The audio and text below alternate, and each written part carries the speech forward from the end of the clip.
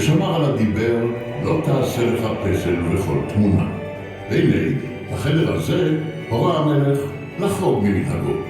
על האומנים היה לתאר את נופי מצרים והנילוס, במיוחד לכבוד האורח, שהרי כיבוש מצרים בידי צבא הקיסר ובראשות אגריפה מסמל את אחדותה של האימפריה. ראו, עזים על צוק סלע ולצידם עץ ברוש ומקדש.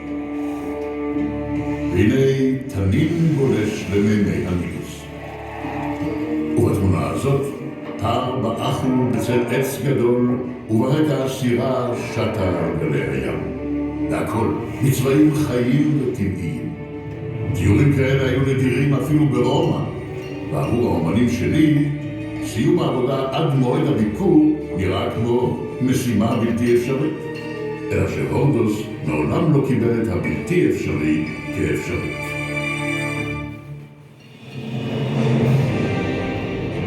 והנה הגיע הרגע הגדול.